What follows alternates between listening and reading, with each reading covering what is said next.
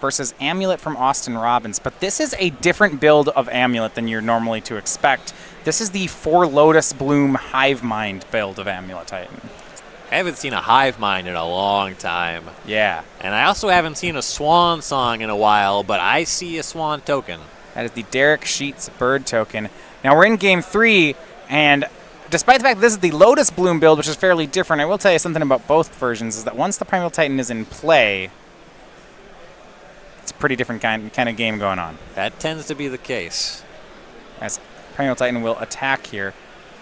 Now, if Ben Nikolich can exile it, the interesting thing about this matchup with this build that Austin has is that he can be exhausted on Titans from his opponent. A lot of times you'll see players in this matchup go toward Cavern of Souls, Walking Ballista as their main weapon. The Ballista appears to... Well, he doesn't have one in his main deck. Does have one in the sideboard he can go toward. But he also doesn't have any copies of Cavern of Souls. So there's some different approaches. Well, if it gets to that point, we'll talk about some of them. But it's relevant.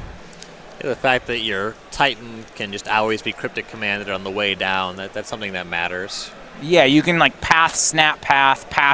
You can run them out of Titans. Right. The issue against traditionally is what will happen is you'll lose all your Titans, and then you'll have about 100 mana, and then you'll Cavern a Ballista, and you'll kill your opponent. Either way, though, this attack looks to work. With Nikolich going down to 8, we may have gotten to the point in the game where this just doesn't matter. You will pick up Teleria West and transmute it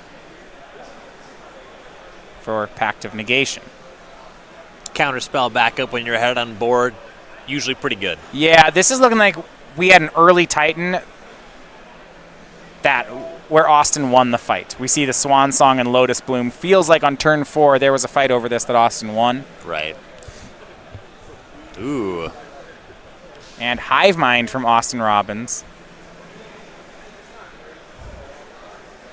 So once this resolves, if Nikolich casts a card, Austin can pact it, and Ben will have to create a copy of the pact. There will always be a target because it'll be Austin's pact, and which means Austin doesn't have to pay for his pact, but Ben has to pay for his. It's a pretty messy situation. Yeah, when it comes to Pact and Negation, Nikolich does have access to blue mana, but he has to deal with the Primeval Titan. He can't just pay 5 in his upkeep and just keep getting hit by that. If Robbins just casts a Summoner's Pact, though, Nikolich won't be able to pay for that. You also can't counterspell your own pact because your opponent gets to copy your counterspell with Hive Mind. Right, so the way to think about Hive Mind is when Hive Mind's in play, counterspells don't work. If you cast one, your opponent counters your counterspell. With things like Mana Leak, it can get weirder because then sometimes you can counter, but the shortcut is your counterspells are going to be bad, if not dead. Lightning Helix from Nikolich. Austin gets a Lightning Helix as well, however, unless I think we're holding on the stack, and now Hive Mind resolves. And Austin will play Summoner's Pact. Well, that's one Nikolich can't pay for, and that will be the game. Yeah, and Benjamin Nicholas will fall to 6-2, and